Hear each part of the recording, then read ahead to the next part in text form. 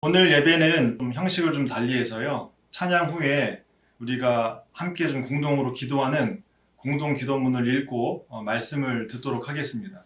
제가 PT로 기도 내용을 올려드릴 테니까 읊조리실 수 있는 분은 읊조리셨으면 좋겠고요. 또 조용히 옆에 있는 또 동료가 계시다면 마음속으로 같이 따라서 묵상하시면서 읽어주셨으면 좋겠습니다. 같이 공동으로 기도하겠습니다. 하나님, 우리는 필요한 것들이 저마다 다릅니다. 당신은 우리에게 무엇이 필요한지를 아십니다. 우리 각자에게 필요한 것으로 축복해 주십시오. 특히 어려운 일을 만나 고생하고 있는 사람들에게 복을 내려 주십시오. 당장 해결해야 할 어려운 과제를 안고 있는 사람들, 어려운 시험을 치러야 하는 사람들, 헤쳐나가야 할 어려운 문제에 부닥친 사람들, 중대한 결정을 내려야 하는 사람들, 벗어나야 할 유혹에 빠진 사람들, 혼란스러운 의욕을 물리치고 자기 길을 찾아야 하는 사람들, 이들에게 당신의 축복을 내려주십시오. 예수님의 이름으로 기도드립니다. 아멘. 오늘 함께 보실 말씀은 누가복음 5장 4절에서 11절 말씀인데요. 오늘 제목은 깊은 곳으로 나아가라. 깊은 곳으로 나아가라는 제목으로 하나님의 말씀을 전하고자 합니다. 먼저 본문 말씀을 제가 봉독해 드리겠습니다. 예수께서 말씀을 마치시고 시몬에게 말씀하셨다. 너는 깊은 데로 나가거라. 너희는 그물을 내려 고기를 잡아라. 시몬이 대답하기를 선생님, 우리가 밤새도록 애를 썼으나 아무것도 잡지 못했습니다. 그러나 선생님의 말씀에 따라 그물을 내리겠습니다 하였다. 그런 다음에 그대로 하니 많은 고깃대가 걸려들어서 그물이 찢어질 지경이 되었다. 시몬 베드로가 이것을 보고 예수의 무릎 앞에 엎드려 주님, 나에게서 떠나 주십시오. 나는 죄인입니다 하고 말하였다. 베드로와 그와 함께 있는 모든 사람은 자기들이 잡은 고기가 엄청나게 많은 것에 놀랐던 것이다. 예수께서 시몬에게 말씀하셨다. 두려워하지 말아라. 이제부터 너는 사람을 낚을 것이다. 그들은 배를 무태 대고서 모든 것을 버려두고 예수를 따라갔다. 아멘. 오늘 함께 공동으로 기도하고요. 또 오늘 주신 말씀을 또 제가 봉독해 드렸습니다. 여러분들 리더 하면 어떤 사람 또 어떤 정의가 좀 떠오르십니까? 저는 리더 하면 앞에서 이끌어주고 뒤에서 밀어주는 사람, 그 사람을 저는 리더라고 좀 표현하고 싶어요. 그리고 리더는 세상을 좀 먼저 읽고 그 읽은 세상을 앞에서 이끌어가는 사람을 리더라고 좀 생각하는 것 같습니다. 여러분들은 어떠십니까? 저는 리드, L-E-A-D, 제가 PPT를 준비했는데 보십시오. 리드라는 단어가 뜻이 안내하다, 이끌다라는 뜻인데 저 이제 그렇게만 알고 있었거든요. 그런데 이 리더에 관련해서 또 리더십에 관련해서 궁금해서 여러 책을 보다가 새롭게 발견한 것이 있습니다. 그게 뭐냐면 이 리드가 타인을 이끌다라는 그 뜻이 아니더라고요. 본래 원 뜻이. 그래서 그 뜻이 무엇인가 하고 봤더니 이창존 씨의 리더, 문을 열다라는 책이 있는데 그 책에서 이 리드에 대한 단어를 이렇게 분석합니다. 어원이 L-E-I-T-H, 레이스라는 인도 유럽어인데 이 뜻이 뭐냐면 문지방을 넘는다라는 뜻이라고 합니다. 문지방을 넘는다. 여러분들 문지방이 뭔지 아시죠? 이 문을 중심으로 안과 밖을 나누는 경계를 문지방이라고 합니다. 그 문지방을 넘는 것이 리드라는 뜻이라고 합니다. 문 안쪽은 편안하죠. 저도 오늘 방 안에 있다가 문 밖을 나서서 그 추운 날씨를 뚫고 이곳에 왔는데 문 안쪽은 편안하고 따뜻하고 익숙한 곳입니다. 그런데 문 밖은요, 춥고 낯설고 우리가 잘 모르는 미지의 세계입니다. 리드라는 건 내가 익숙한 안쪽에서 내가 익숙하지 않은 바깥쪽으로 나아가는 것, 그것을 리드라고 합니다. 그게 리드의 원 뜻이라고 합니다. 안전지대에서 모험지대로, 익숙한 곳에서 낯선 곳으로, 그리고 확실한 세계에서 불확실한 세계로 나아가는 것, 그 여정을 리드라고 합니다. 그러면 이런 뜻에서 어떻게 남을 이끌다라는 어떤 그 말로 확장되었을까요? 그 이창준 씨는 이 책에서 리더십 문을 열다라는 책에서 이렇게 말합니다. 들어보십시오. 어떤 한 사람이 하나의 세계를 떠나 더 나은 세계로 옮겨가는 것을 목격할 때, 낡은 세계를 죽이고 새롭게 탄생하고 있음을 보았을 때, 이를 지켜보는 사람들은 호기심과 열정을 갖고 그 길을 함께 따라 나서고자 한다. 그러니까 리더십이란 먼저 자기 결단을 통해 자기를 이끄는 동안 그 결과로 다른 사람들이 따르게 되는 현상이다. 리더십을 남을 이끄는 문제라고 이해한다면 끝내 해답을 발견하지 못하게 된다. 그보다 내가 어떻게 한 인간으로 자신의 삶을 잘 이끌어갈 것인가를 고민하는 과정에서 함께하는 사람들이 나에게 동조하는 사회적 현상이라고 할 수 있다. 이를 공명 현상이라고 부른다. 공명은 한 물체가 같은 진동수의 외부 물체로부터 영향을 받아 진폭이 증가하는 현상이다. 리더의 삶이 만들어내는 감동이 진동이 되어 주변 사람들의 삶에 거대한 파장을 일으킬 때 리더십이라는 현상이 발생하게 된다. 스스로 좋은 사람이 되려는 노력 없이 다른 사람을 움직이고자 하는 마음은 흑심이고 그런 마음에 공명은 일으킬 수 없다. 여러분들 리더의 뜻을 좀 명확하게 이해하셨습니까? 리더는 타인을 이끌어가는 것이 아니라 자기를 이끌어가는 것입니다.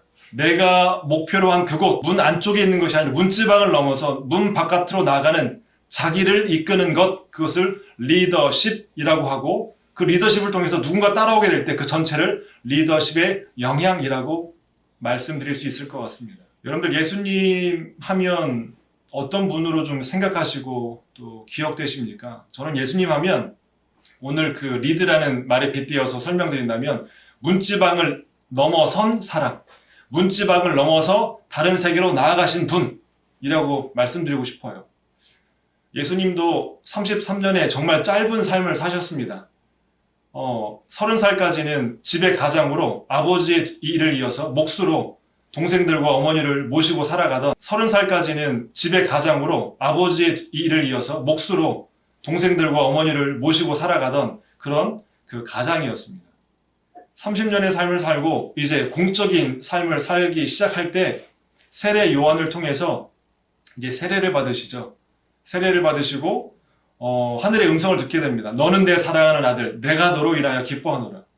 그런데 그 기쁨과 감격의 순간은 뒤로 한 채 성령이 예수님을 어디로 이끌어서 몰아붙이시냐면 광야입니다.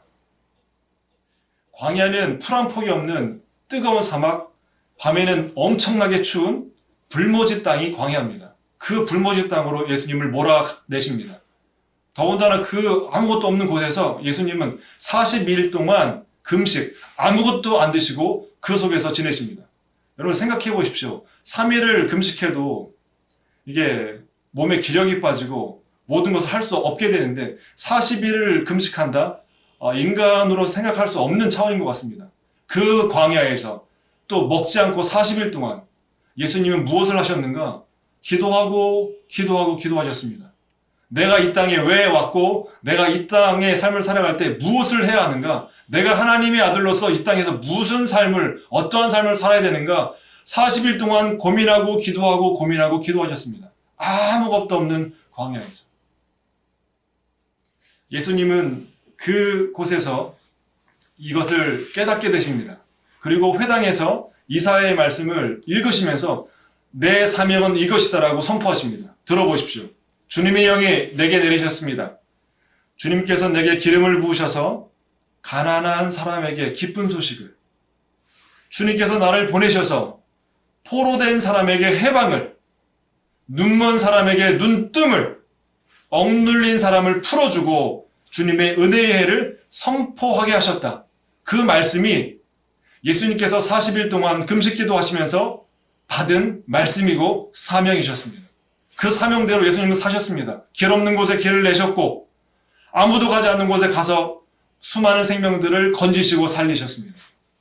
그 고전 문헌학자 배철현 교수는 인간의 위대한 질문이라는 책에서 40일 동안 광야에서 금식하며 기도하신 예수님이 인생의 놀라운 비밀을 깨닫게 됐다. 그 비밀이 무엇인가? 이렇게 표현합니다. 들어보십시오. 인간 안에는 하나님의 형상이라는 위대한 유전자가 숨어 있으며 하나님의 형상을 회복하는 자는 모두가 하나님의 자녀로 살아갈 수 있다라는 것. 그래서 많은 사람들이 눈 멀고 귀 멀고 눌려 있을 때 예수님이 그들을 만나 그들을 자유케 하고 해방케 하여서 하나님의 자녀로 살아갈 수 있도록 인도하신 분, 그 분을 리더자 예수님이라고 말합니다. 예수님도 사명을 깨달으시고 혼자 일하지 않으셨습니다. 함께 동역할 제자들을 찾으셨죠. 오늘 말씀은 예수님의 제자가 12명인데 어부가 있거든요. 어부 전원이 예수님을 따르겠다라고 결단하고 예수님을 따라간 장면이 바로 오늘 말씀입니다. 여러분들 12제자 가운데 수제자 하면 누가 떠오르십니까? 맞아요. 베드로입니다. 근데 원래 베드로의 본명은 베드로가 아니었습니다. 시몬이라는 이름이 있어요. 시몬. 영어로 사이먼. 시몬입니다. 시몬과 예수님이 만나는 그 첫 장면을 오늘 말씀을 기록합니다. 예수님의 말씀을 듣기 위해서 많은 무리들이 예수님께 옵니다. 당시에는 스피커와 마이크가 없기 때문에 많은 무리들에게 말씀을 전한다는 건 참 쉽지 않은 일이었습니다. 그러나 그 갈릴리 호수 언덕 위에 많은 사람들이 모여 있을 때 예수님께서 해변으로 가셔서 배 두 척이 있었는데 이제 배에 타시고 배를 설교단 삼아서 이제 말씀을 전하시려고 생각을 하시고 해변으로 가셨습니다. 배 두 척이 있었는데 배 두 척 가운데 하나에 올라타십니다. 근데 그 올라탄 배가 바로 시몬이 가진 배였습니다. 시몬에게 부탁합니다. 내가 말씀을 전하려고 하는데 이 배를 이용할 수 있느냐? 그랬더니 시몬이 착하게도 예수님의 부탁에 허락합니다. 요청을. 그리고 예수님께서 그 배를 설교 단상 삼아서 많은 무리들에게 귀한 가르침을 선포하십니다. 이제 말씀이 끝났습니다. 말씀이 끝난 다음에 시몬에게 이렇게 말합니다. 갑자기 난데없이 깊은 데로 나아가 그물을 내려 물고기를 잡으라고 말씀합니다. 사실 여러분 그 오늘 말씀에 보면 이 시몬 베드로의 지금 몸과 마음의 상태가 어떤 상태냐면요. 어젯밤에 밤새도록 그물질을 했는데 정말 피라미 한 마리, 고기 한 마리도 잡지 못하고 돌아온 상황입니다. 그러니 그물질 해보신 분들은 아시겠지만 얼마나 이 팔과 몸이 지쳐 있겠습니까? 피곤하겠습니까? 더군다나 기대하고 물고기를 낚으러 가는데 한 마리도 못 잡았으니 그 마음이 얼마나 허탈하겠습니까? 그리고 이제 아침에 돌아와 배를 정리하고 그물을 씻는데 한 사람이어서 배를 빌려달라고 하질 않나? 또 거기서 얘기하고 끝난 다음에 갑자기 그 시몬한테 깊은 바다로 가, 깊은 곳으로 가, 그물을 내려 고기를 잡아라. 얼마나 황당했을까요? 아마 제가 시몬의 입장이라면 웬 이게 생뚱맞은 말, 갑자기 무슨? 사실 제가 시몬이었다면 빨리 그물 정리하고 예수님을 무트로 해서 내려다 드리고 빨리 집에 가서 아마 쉬고 싶었을 거예요. 아마 시몬도 그랬을 것 같습니다.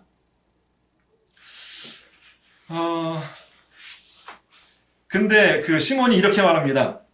주님, 우리가 밤새도록 고기를 잡았지만 물고기 한 마리 잡지 못했습니다. 저는 요 말씀 속에서 뭐가 떠올랐냐면 이게 떠올랐습니다. 잠시 화면을 공유해 드리겠습니다. 이거예요. 1층의 천장은 2층의 바닥이다. 다시 한번요. 1층의 천장은 2층의 바닥이다. 시몬은 본인이 어부이기 때문에 본인이 할 수 있는 최선을 다했습니다. 그래서 이렇게 말합니다. 주님, 우리는요, 밤새도록 열심히 노력했습니다.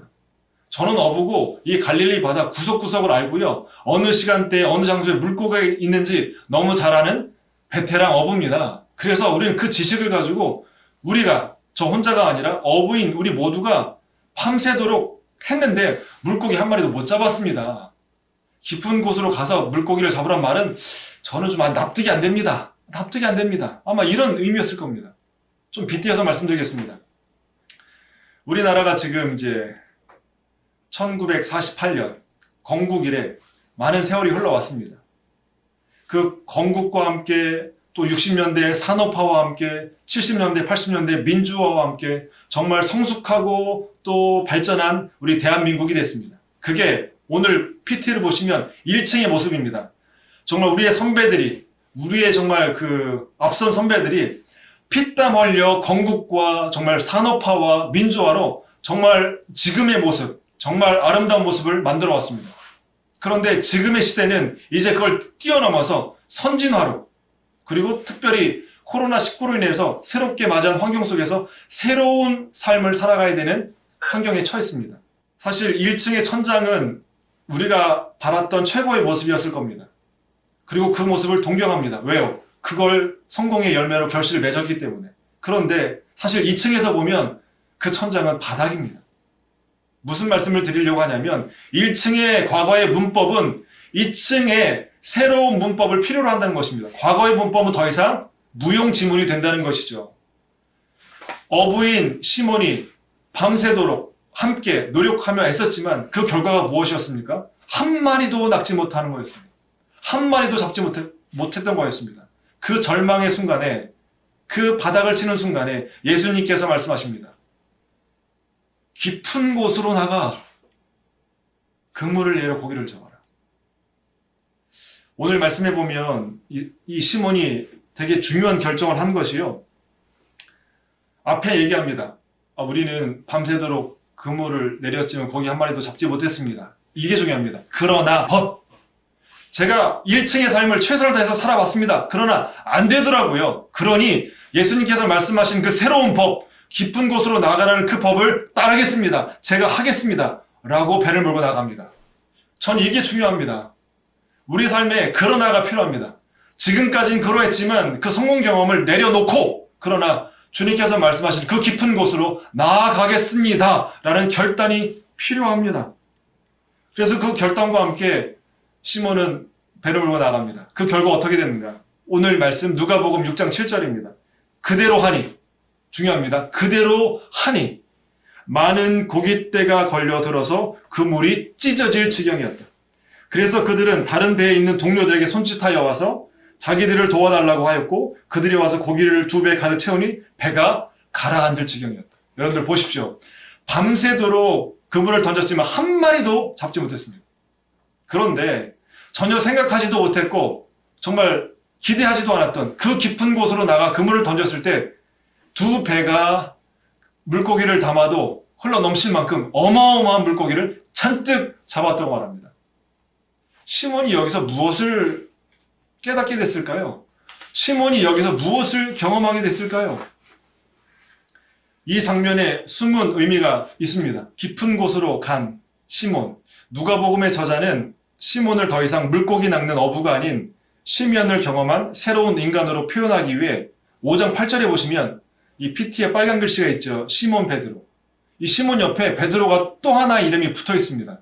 저는 이게 되게 기가 막힌 그 기록이라고 생각합니다. 시몬이 이제는 시몬으로서가 아니라 시몬 속에 있는 베드로를 만나게 된 겁니다. 깊은 곳으로 나아가서 그 심연의 경험을 통해서 새로운 베드로를 만나게 된 것입니다. 이 베드로라는 이름의 의미는 새로운 것을 시작할 수 있는 단단한 반석이라는 뜻입니다.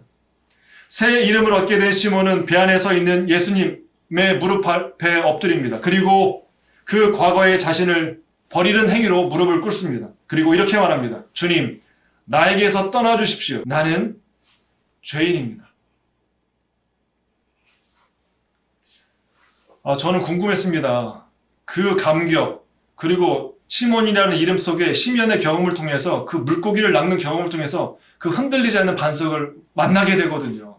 그러면 정말 기뻐서 예수님 감사합니다. 나의 진짜 모습을 만날 수 있고 찾게 해주셔서. 그런데 이 시몬이 했던 말은 이거였습니다. 주님, 나를 떠나주십시오. 나는 죄인입니다. 전 이 말씀을 읽는데 잘 이해가 안 됐습니다. 갑자기 왜 생뚱맞게 자신을 죄인이라고 고백할까?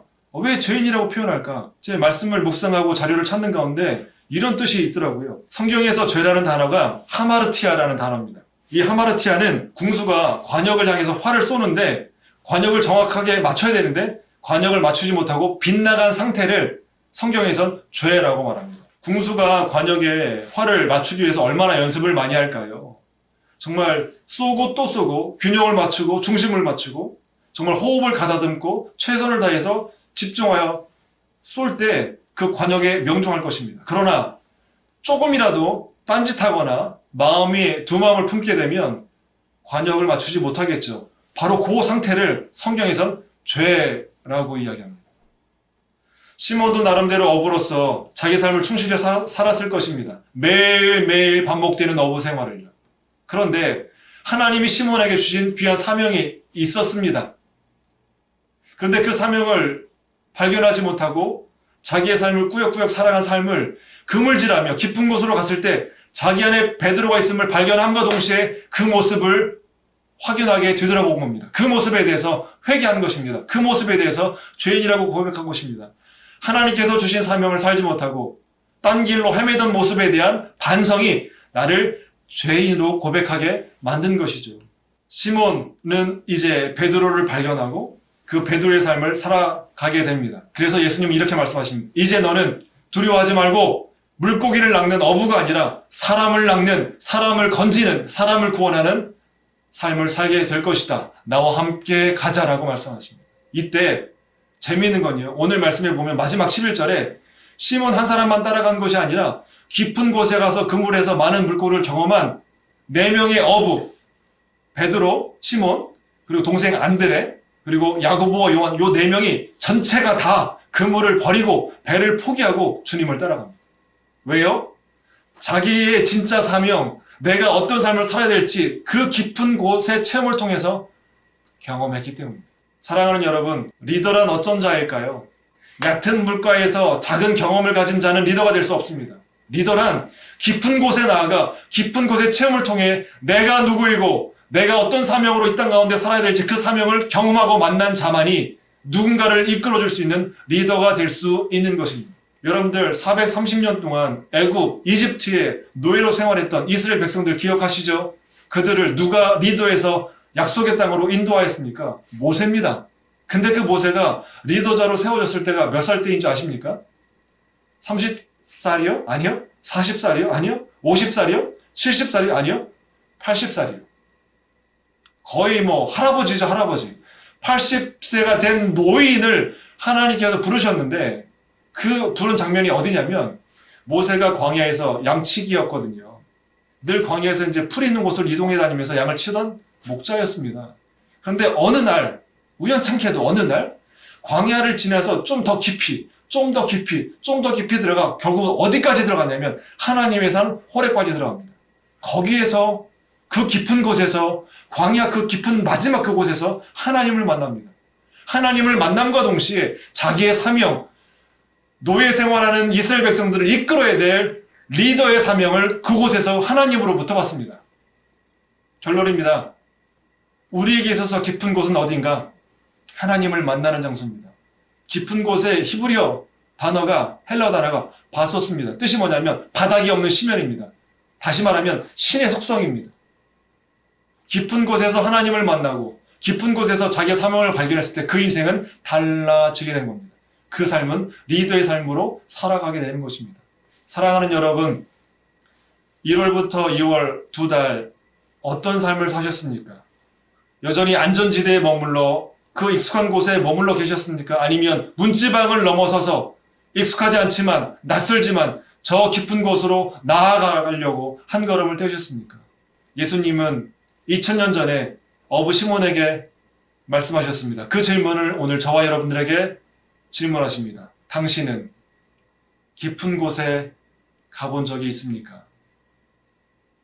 기도하겠습니다. 사랑의 하나님, 오늘도 주님의 말씀을 저희들 들을 수 있도록, 그리고 그 말씀을 통하여 우리 마음 깊은 곳, 우리 삶의 깊은 곳으로 나아갈 수 있도록 용기와 믿음을 허락하여 주시니 감사합니다. 1층의 천장은 2층의 바닥임을 잊지 않게 도와주셔서 하나님, 우리가 아는 익숙한 곳, 안전한 곳을 이제 떠나 낯설지만 저 깊은 곳으로 향하여 나아갈 때 우리가 새로운 문법과 새로운 마음으로 하나님께서 허락하신 새 길을 걸어가며 만들어갈 수 있음을 믿고 고백드려오니 벽산에 있는 모든 임직원분들 한 분 한 분 기억하셔서 문지방을 넘어 문밖 세상으로 나아가는 용기 있는 삶을 살아갈 수 있도록 주님 인도하여 주옵소서. 지금은 우리 구주 예수 그리스도의 은혜와 하나님 아버지의 무한하신 사랑하심과 성령님의 감화감동 교통하심이 오늘도 주님의 말씀을 듣고 문지방을 넘어 저 깊은 곳으로 나아가기로 결단하며 한 걸음을 떼기로 마음에 품는 우리 벽산의 모든 임직 업무들 위해 지금부터 영원까지 함께 하시길 간절히 축원하옵나이다. 아멘. 감사합니다.